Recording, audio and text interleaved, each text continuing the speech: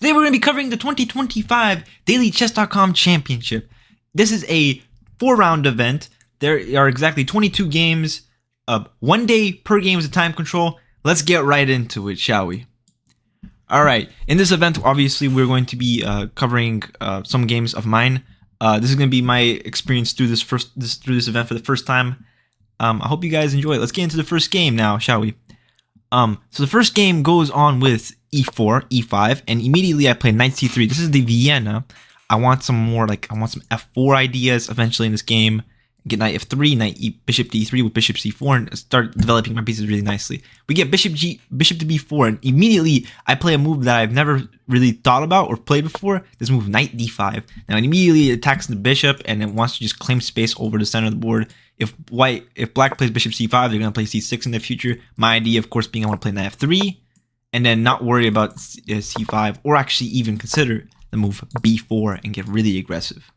However, in the game, what happened was we got bishop d6, which is a mistake, d4, clarifying the center, c6, knocking my knight back, I take queen, queen f6, guarding the pawn on g7, and offering queen trade. I decline the queen trade, bishop b4, bishop d2, takes, queen g6, and long castles. Now, immediately at the opening, you can see that I have a very clear space advantage. I have the bishop pair, which is always a good thing. I have no clear weaknesses. Meanwhile, my opponent has a clear weakness on d2. This bishop's not developed, no development for my opponent whatsoever, and this g7 pawn being very, very weak. Now, my goal in this position would be to continue grabbing space and developing the rest of my pieces. That's exactly what I do. I play after knight f6, I get queen d6, not grabbing space. Now, this move entirely just stops black from castling, continuing to stop letting them have any space. Now, they immediately play knight takes c4, which is a blunder. I trade queens, and I play rook e1, pinning the king to knight to the king. If black castles, I win the rook. If black defends with a pawn, I play f3, and then I win the knight. I take the free pawn on g7, rook to g8, bishop back, and then after knight d7, bishop f5, trapping the rook, because the rook has no squares here. After the move rook f8, which is the only square for the rook, we play bishop g7, and immediately the rook has no squares, has no breathing room, and will be lost. So my opponent plays knight b6, I take the rook, they play knight to they take c4, I bring my bishop back. After they play bishop to e6, I play bishop g5. Again, stopping my opponent from castling, very important, and if you're trying to attack and win a game.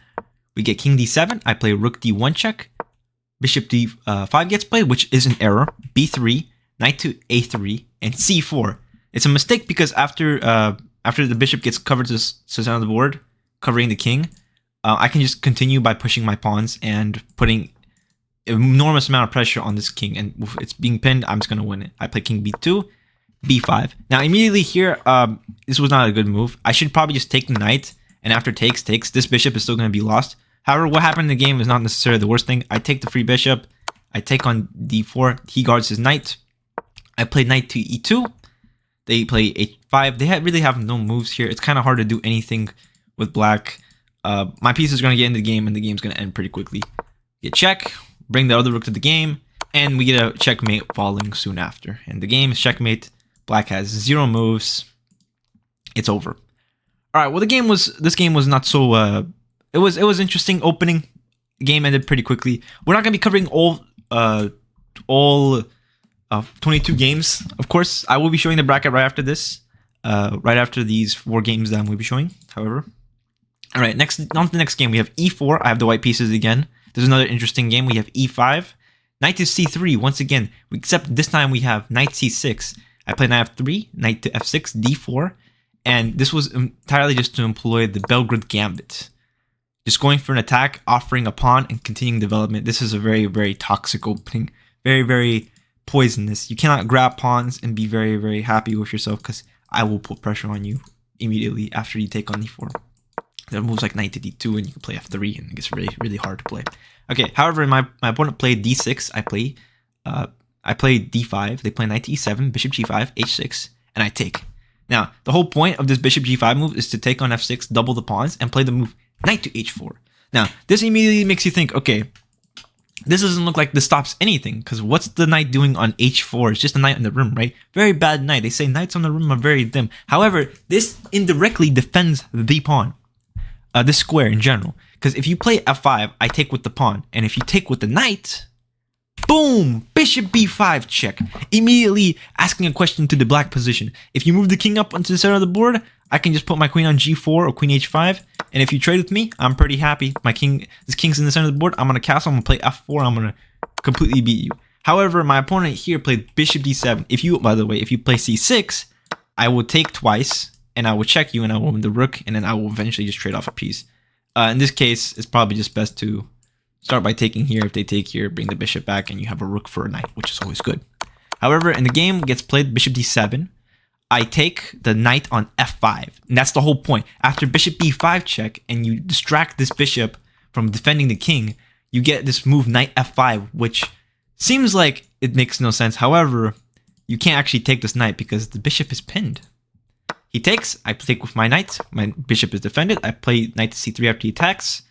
And then after I bring my knight back again, queen f3, he castles.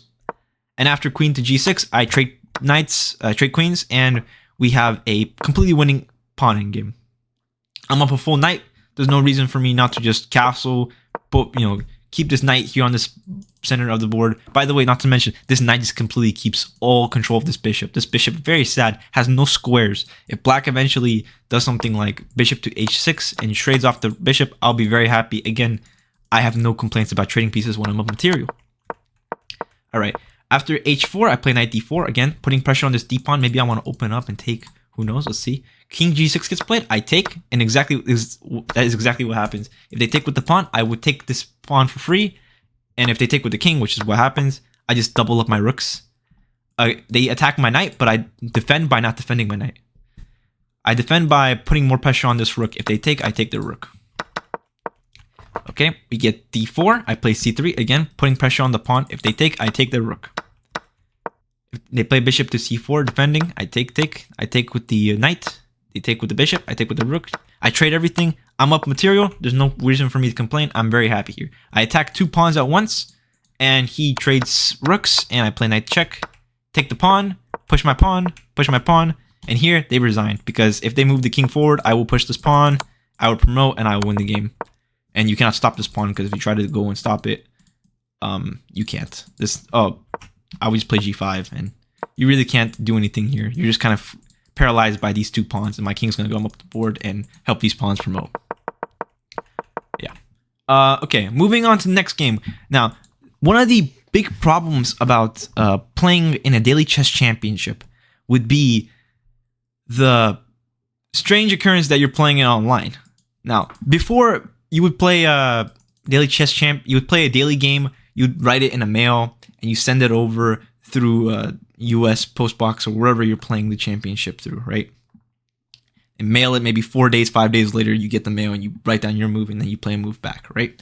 However, because this is online, we're going to have this strange occurrence where we're going to have someone eventually cheat. Now, okay, little spoilers there. We have this game that I did not know, by the way. My opponent was cheating until in the middle of the game where some news started to get very suspicious. Let's start with the opening.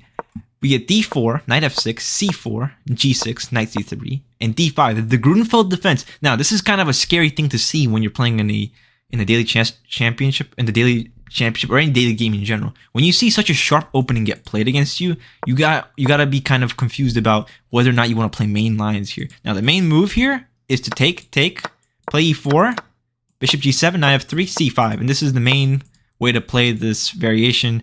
Very, very, solid. Bishop c4, as far as I remember, is a little bit more accurate with knight e2 to play f3, so you don't have bishop g4. However, in this game, I am pretty profound on the concept that I really like the Russian variation, where you take, castle, and play e4.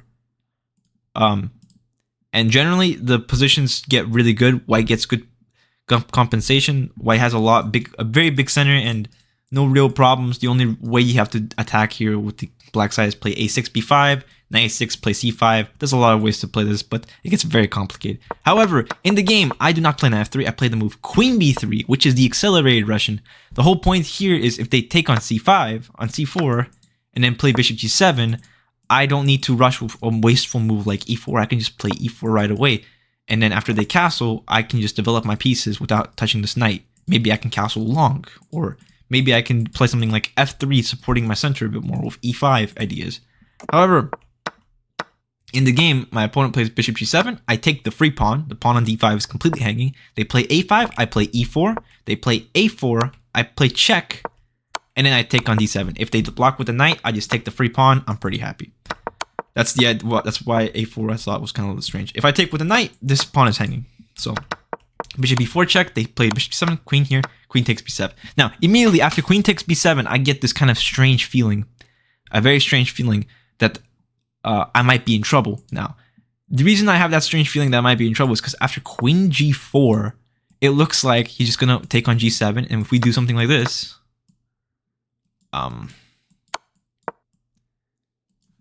we get takes or knight d7 even, but castles and b2 is hanging. It's very suspicious. However, there's a really funny move here. After queen g4, you can play h3. And the idea is after they take on g2, you have mate. And the king has no moves. However, what happens in the game is they play castles. I play takes the free rook because it's a free rook. They play the move c5, which is a very interesting move. Now, immediately taking en passant, which is forced, is not good in this case. Because after knight takes, my queen has no real good squares here. It's only got queen a6, and all of a sudden I'm losing the d pawn. I don't have my king out of the center yet, so it's going to get very dangerous. And as soon as I lose the pawn, it could be worse, bad. It's not clear there, and it's not so good if you want to win the game. Actually, even knight b5 here looks very dangerous because this d3 square and this knight to c2 square is very, you have to play very defensive all of a sudden. Not very good.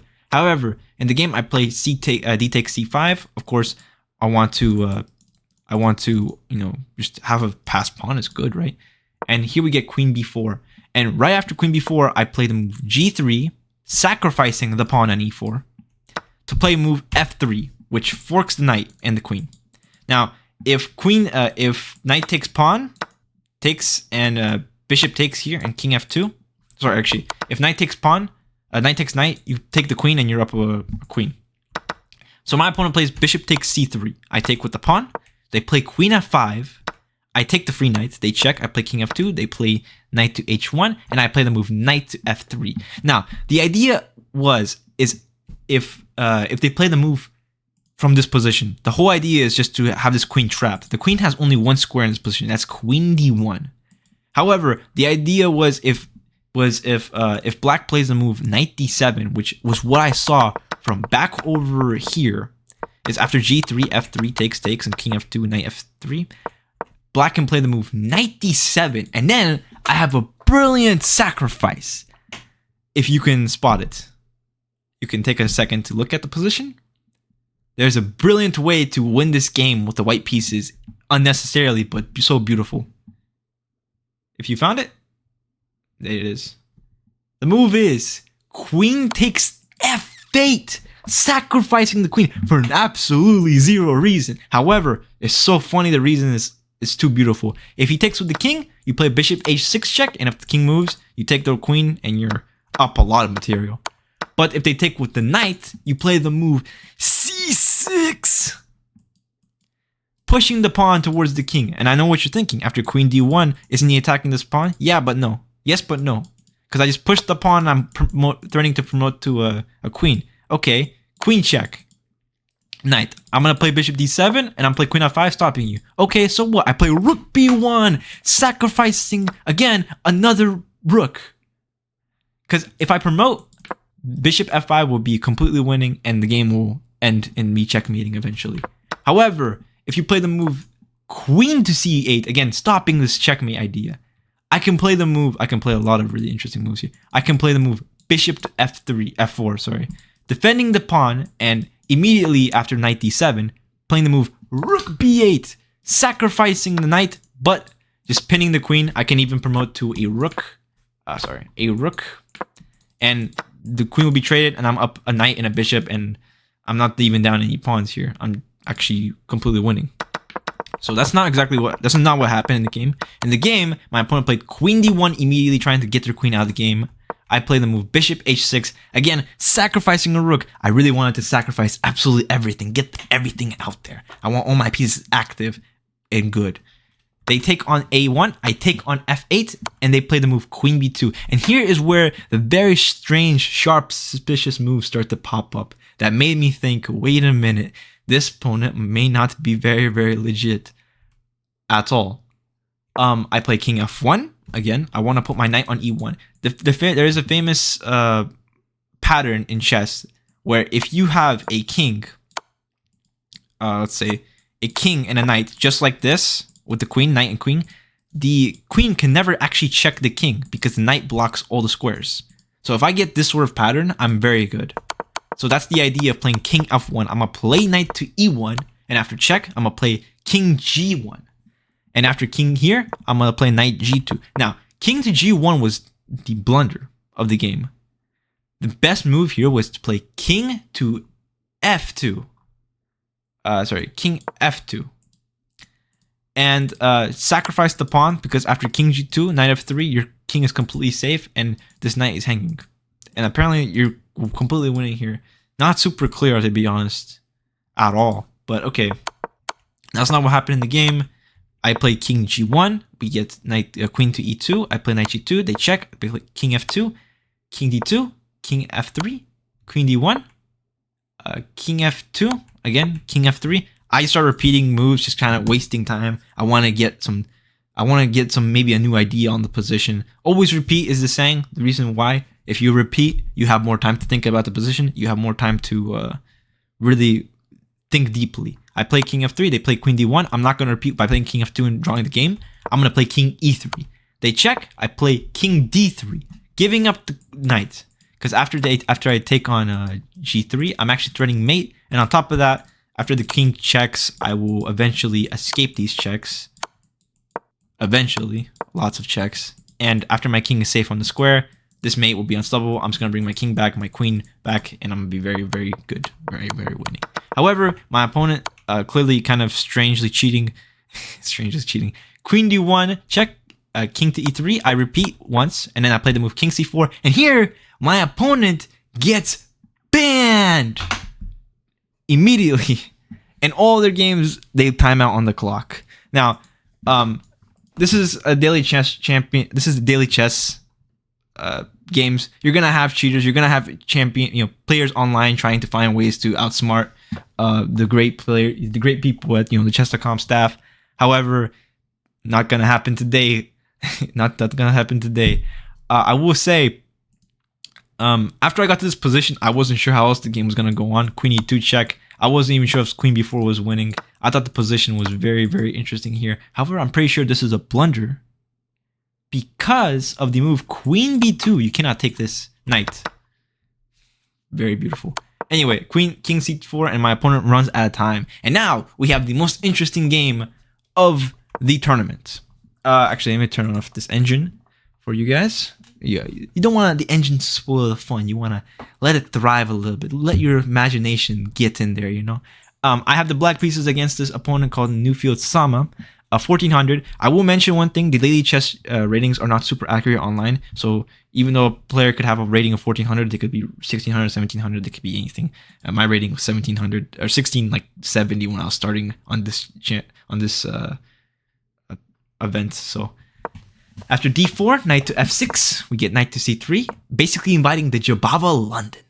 Bishop to f4, h6, and the whole idea of h6 is I'm just not going to allow him to play knight b5, playing this. The main line here is usually e6. Here, you play the move knight a6, and usually white just likes to offer this sort of lines, and the positions get very, very interesting. You can play knight c7, you can trade off this bishop. All sorts of stuff can happen. It gets very, very tactical, very touchy positions. However, I played the move a6, just stopping that outright. We get e3, and here the main move is e6, and the move g4 can be played. However, after g4 gets played, the lines there get very, very touchy. Black can play b5. Black can play bishop b4. I've played b5 and bishop b4 before. I think I've even played h6 here once, which is not so good.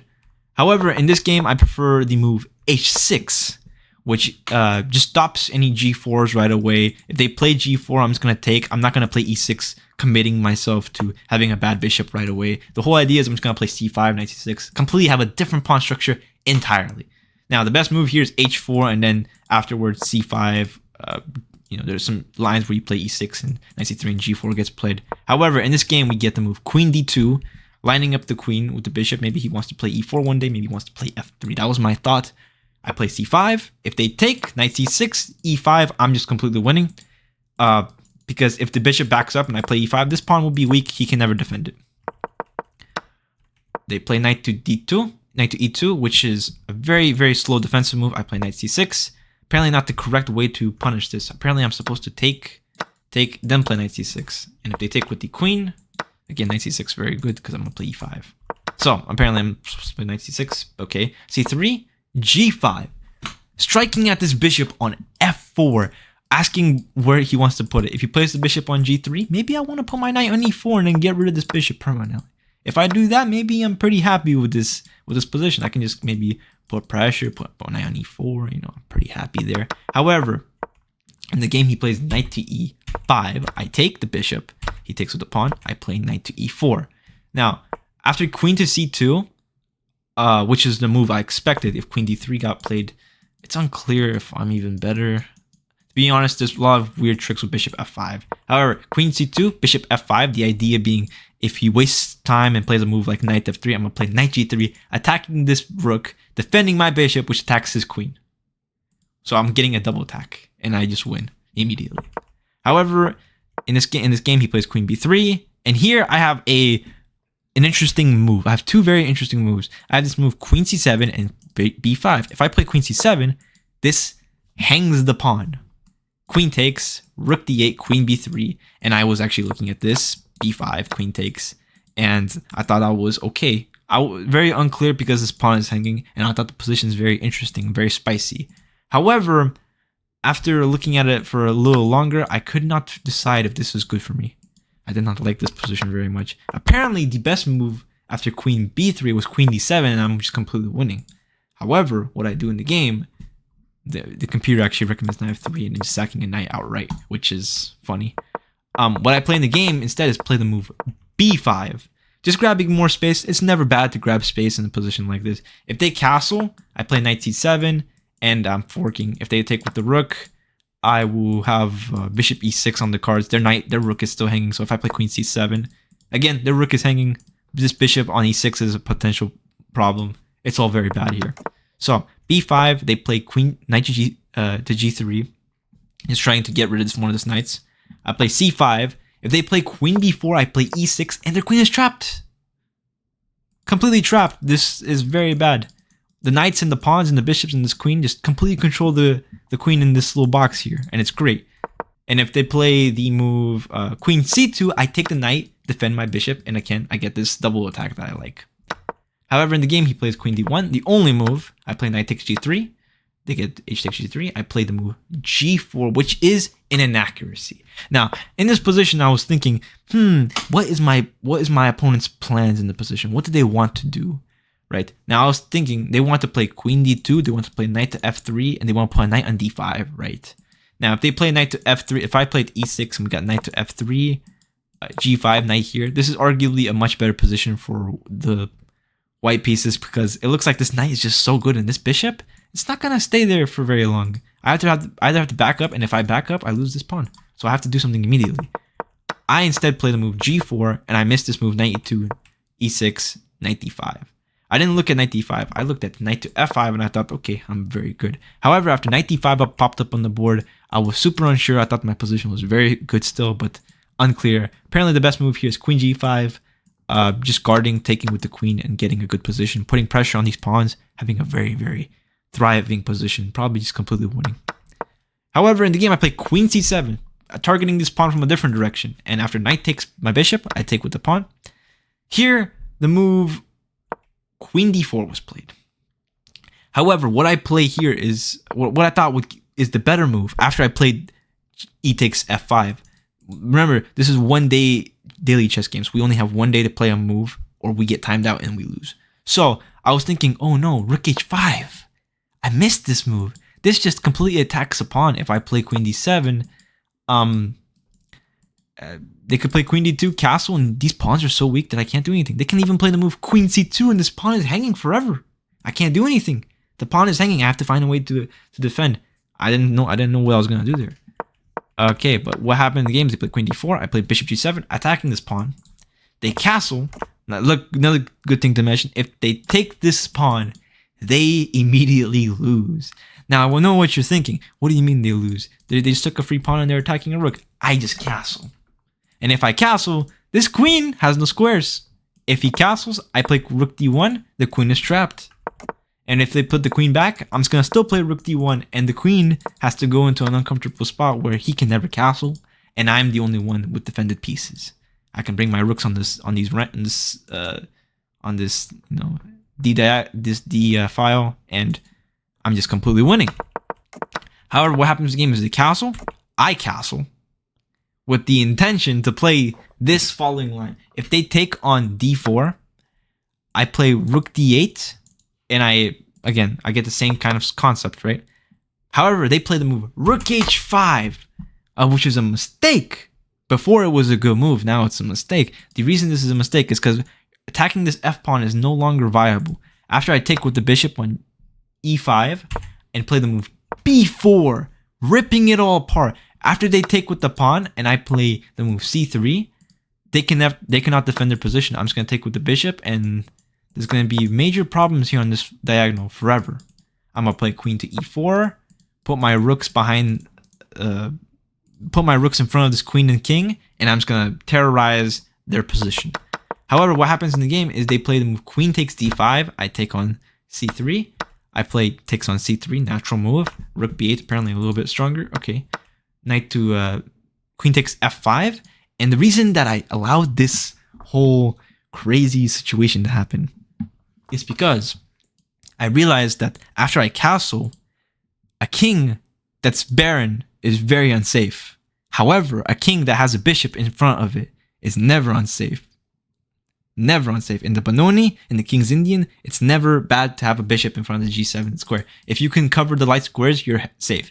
In this situation, you can see the light squared bishop is not in the game. These light squares are not so weak. I have to defend this h6 pawn. So I can play with the move bishop g7, or the move I played in the game, queen b6. The computer likes bishop g7 slightly better, but okay. Queen b6, guarding the pawn. They take on g4 with check, because it's a natural move. You want to attack the king. I play bishop g7. Very, very sharp move. Only way to defend the position and have a winning position. This, of course, after queen b6, it defends and it attacks on b2. They play the move king d2, I check. They play the move king e2, I check. They play the move king f3, and I win their rook. They take the pawn, I play rook to d2, attacking this f pawn that can never be defended.